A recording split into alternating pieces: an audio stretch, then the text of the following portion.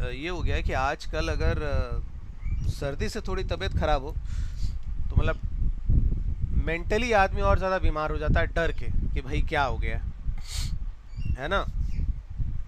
चलो, a person in charge of a museum, थोड़ा सा मैं धीरे बात कर रहा हूँ, ठीक है, थोड़ी सी मैं धीरे बात कर रहा हूँ तो आप लोग सारे लोग हो सकता है कि साउंड थोड़ा सा कम सुनाई दे, तो मैं थोड़ा धीरे बोल रहा हूँ, आप लोग थोड़ा सा हेडफोन से सुनिएगा, ठीक है।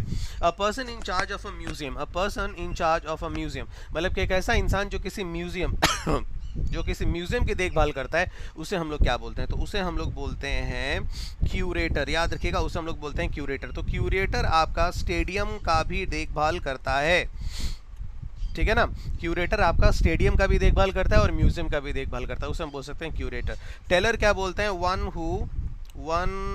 हु गिव्स कैश, ठीक है।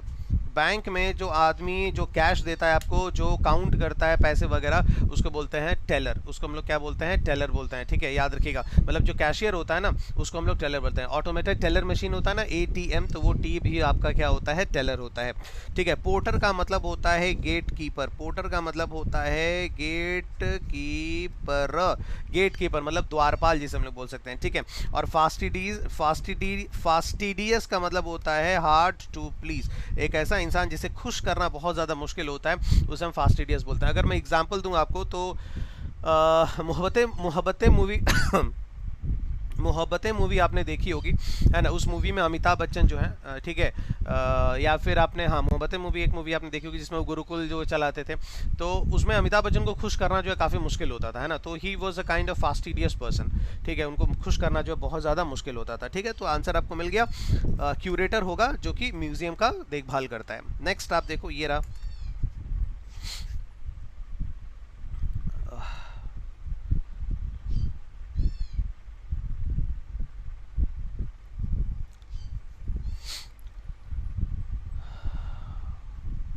हाँ, कुली भी होता है, कुली भी होगा, बिल्कुल, ठीक है। चलो, one who is recovering from illness, देखो जैसे कि कोई एक ऐसा व्यक्ति, ठीक है, कोई एक ऐसा व्यक्ति जो कि इलनेस से क्या कर रहा है, रिकवर कर रहा है, ठीक है। बीमारी हो गई, अब उसे बीमारी के बाद धीरे धीरे वो क्या कर रहा है, वो रिकवर कर रहा है ना, क्या कर रहा है, वो धीरे धीरे रिकवर कर रहा है। तो बीमारी से रिकवर करने वाले इंसान को हम लोग क्या बोलते हैं, बीमारी से रिकवर करने वाले इंसान को हम लोग बोलते हैं कन्वालेसेंट। क्या बोलते हैं, कन्वालेसेंट। जैसे कि अगर बाई चांस किसी को कोविड-19 पॉजिटिव है और काफ़ी ज़्यादा ट्रीटमेंट उसकी हो रही है अच्छे से, और उसके बाद वो धीरे धीरे रिकवर कर रहा है, तो हम बोलेंगे he is in a convalescent period. क्या बोलेंगे, he is in a convalescent period. एक और अच्छा वर्ड है इसके लिए, रेक्यूपरेशन भी होता है, इसका मतलब रेक्यूपरेशन भी होता है, ये आपको ध्यान में रखना है। डेबिलिटेटिंग का मतलब हो गया और ही ज़्यादा वर्सन, ठीक है, और ही ज़्यादा मतलब धीरे धीरे वीकेंड हो जाना, ठीक है, वीकेंड। डेबिलिटेटिंग का मतलब होता है वर्सन, हालत और ख़राब हो रही है, हालत और आपकी बिगड़ रही है, बीमारी की वजह से आपका हेल्थ और डाउन हो रहा है, दैट इज़ डेबिलिटेटिंग, ठीक है। कॉन्ट्राबैंड का मतलब हो गया प्रोहिबिटेड, ठीक है, प्रोहिबिटेड, ठीक है, समथिंग दैट इज़ प्रोहिबिटेड लॉफुल्ली, है ना। कोई भी ऐसी चीज़ जो कि बिल्कुल जिसका इंपोर्ट और एक्सपोर्ट बिल्कुल प्रोहिबिट है, कानूनी एकदम कार्रवाई से बिल्कुल प्रोहिबिट है, ऐसे आइटम्स को हम लोग बोलते हैं कॉन्ट्राबैंड आइटम्स, उनको हम लोग क्या बोलेंगे, कॉन्ट्राबैंड आइटम्स, ध्यान में रखिएगा। नेक्स्ट आपका है वेटरन। वेटरन का मतलब हो गया एन एक्सपीरियंस्ड पर्सन, है ना। किसी भी क्षेत्र में एक बहुत ही अति मतलब एक्सपीरियंस पर्सन जो होता है, काफ़ी ज़्यादा मतलब अनुभवी व्यक्ति जो होता है, उसे हम लोग बोल सकते हैं वेटरन, ठीक है, उसे हम लोग क्या बोलेंगे, वेटरन बोलेंगे। थोड़ा गर्म पानी अगर मुझे दें तो, गर्म पानी, ठीक है, नहीं ग्लास में दीजिए मुझे, ग्लास में दे, बहुत ये स्टार्ट होने लगा पूरा का पूरा, ठीक है। चलो, तो इसका आंसर आपका क्या हो गया, कन्वालेसेंट, बिल्कुल आपका राइट आंसर हो गया, ठीक है। गेटिंग माई पॉइंट, क्लियर हो रही है बात। चलो नेक्स्ट हम लोग आगे बढ़ते हैं।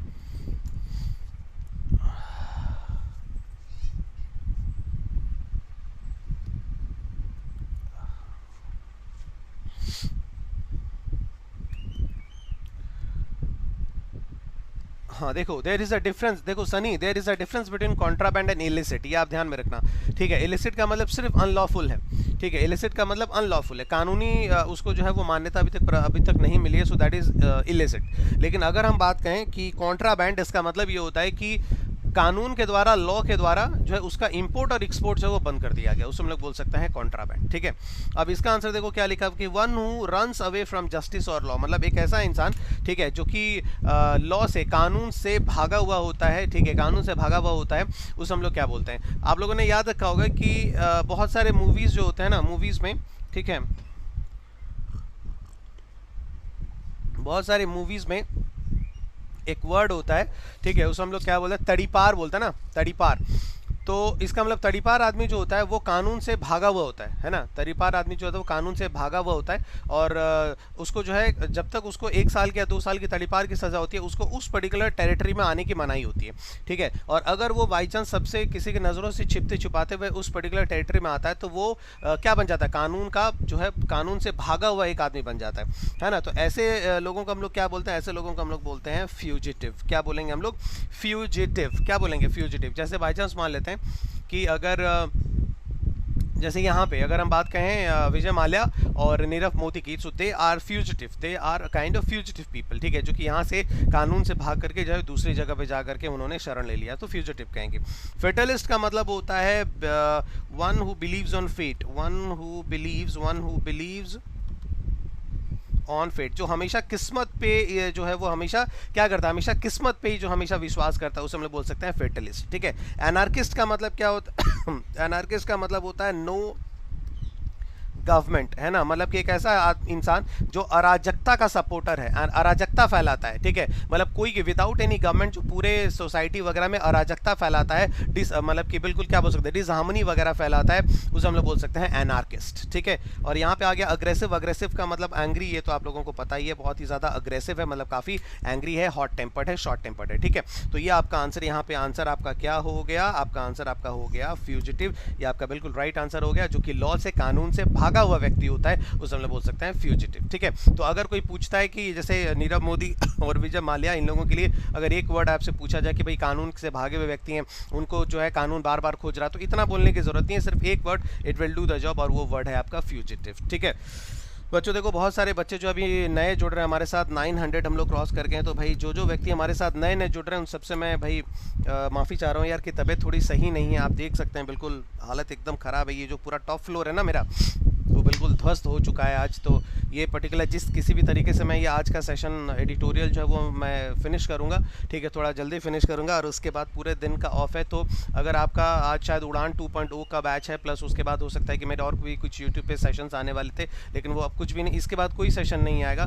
तो क्योंकि आज मैं पूरे दिन भर अब मेडिसिन वगैरह कुछ लूँगा, तो I am not in a position to continue. ठीक है, तो आप सारे लोगों की इन्फॉर्मेशन मिल गया, आप लोग प्लीज़ शेयर ज़रूर करिएगा। ऑलराइट, आगे बढ़ते हैं।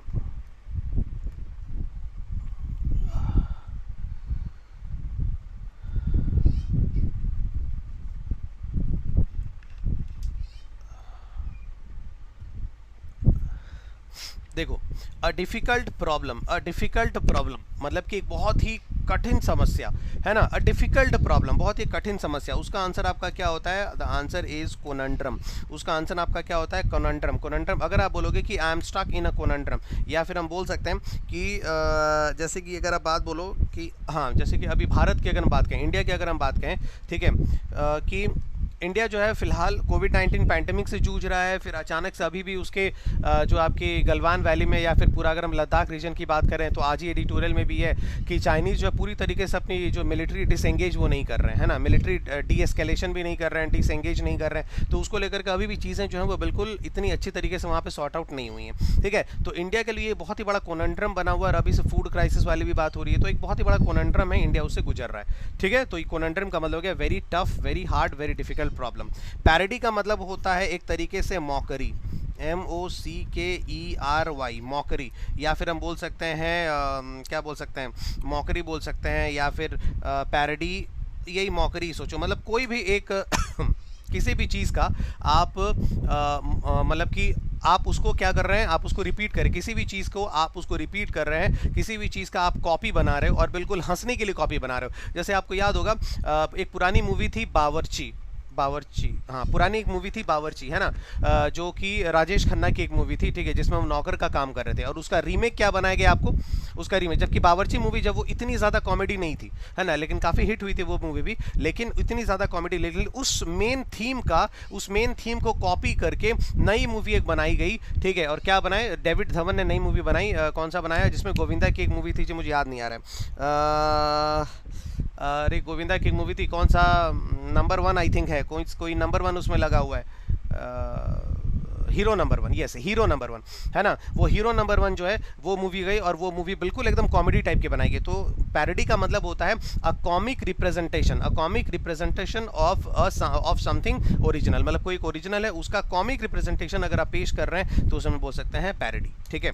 प्लैंक का मतलब आपका क्या होता है, देखो प्लैंक का मतलब होता है एक पट्टा बोल सकते हो या फिर एक बोर्ड बोल सकते हो, जिसे हम लोग बोल सकते हैं प्लैंक, पी, ठीक है, कहीं भी लकड़ी का अगर पट्टा रखा हुआ है तो आप उसे क्या बोलोगे, आप उसे हम बोर्ड बोलेंगे, आप उसे हम उसे प्लैंक बोलेंगे, ठीक है।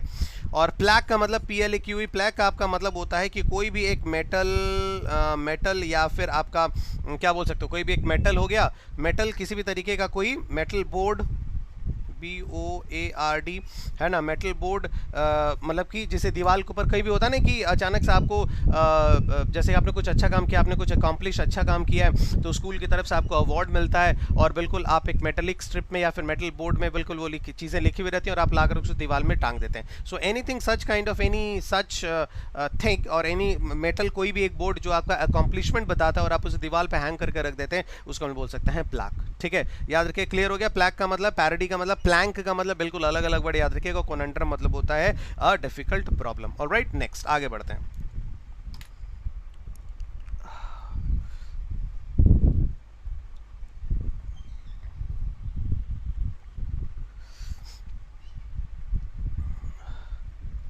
इसका आंसर बच्चों क्या होगा, underground place for storing wine, underground place for storing wine और अदर प्रोविजंस। बहुत ही बढ़िया, बहुत ही बढ़िया। जितने भी 5 आपके, मैं वन वर्ड आपको बताता हूँ, अगर आप देखो तो आपको 20 वर्ड्स ही नए मिल जाते होंगे, है ना। आपको 20 वर्ड्स मतलब पहले 5 स्लाइड में अगर आप वोकैब इंप्रूव करना चाहते हैं तो पहले ही 5 स्लाइड में आपके लिए 20 वर्ड आ गए हैं। तो आप खुद सोचिए कि कितना ज़्यादा इंपॉर्टेंट ये सेशन है, ठीक है। Underground place for storing wine और अदर प्रोविजंस मतलब कि जहाँ पे आप रह रहे हो उसके नीचे एक अंडरग्राउंड स्पेस बनाया गया है सिर्फ वाइन को रखने के लिए, ठीक है। वाइन को, वाइफ को नहीं, वाइन को रखने के लिए, मतलब शराब वगैरह जो चीज़ है, ठीक है, उसको रखने के लिए एक अंडरग्राउंड स्पेस आपका बनाया गया है। प्लस उसके साथ या फिर कुछ इसी तरीके की कुछ दूसरी चीज़ें हैं जिनको कि थोड़ा सीक्रेटली या फिर थोड़ा अलग हट करके आप रखना चाहते हैं, ठीक है। कुछ एक अंडरग्राउंड गोडाउन आपने बनाया हुआ है, ठीक है। उसको हम लोग क्या बोलते हैं, उसको हम लोग क्या बोलते हैं, अंडरग्राउंड चैम्बर या फिर underground place for keeping for storing wine specially, उसको हम लोग क्या बोलेंगे। तो ध्यान दो, उसको हम लोग बोलते हैं सेलार।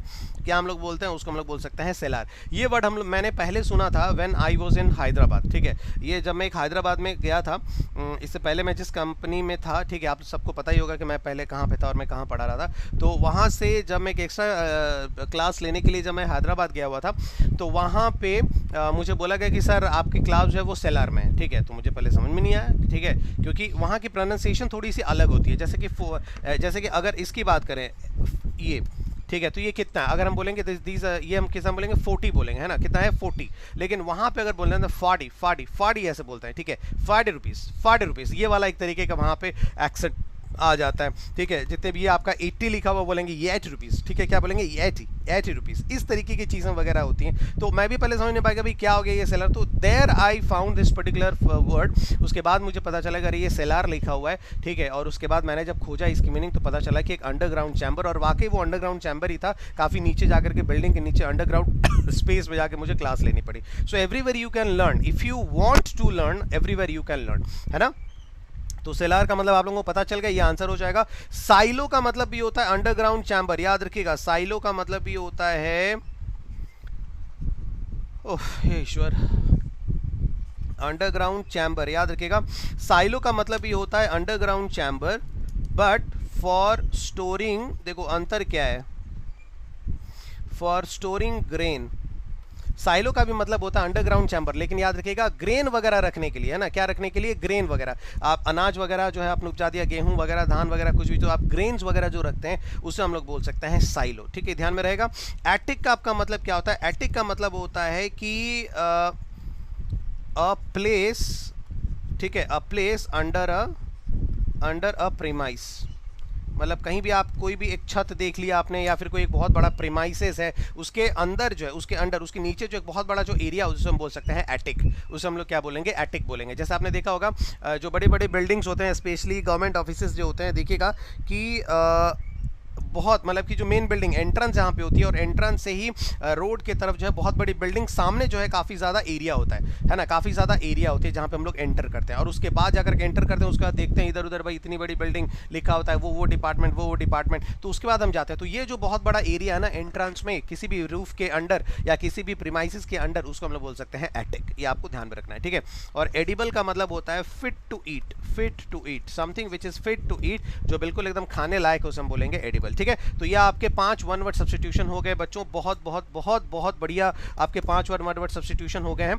जल्दी से इनका स्क्रीनशॉट लीजिए और तुरंत शेयर कर दीजिए, याद रखिएगा। आई होप कि ऑलमोस्ट 20 के 20 वर्ड्स तो मैंने आज आपको नए बताए होंगे, या फिर शायद 15 प्लस तो बताए होंगे। एक दो वर्ड हो सकता है कि आप लोगों को पता हो, लेकिन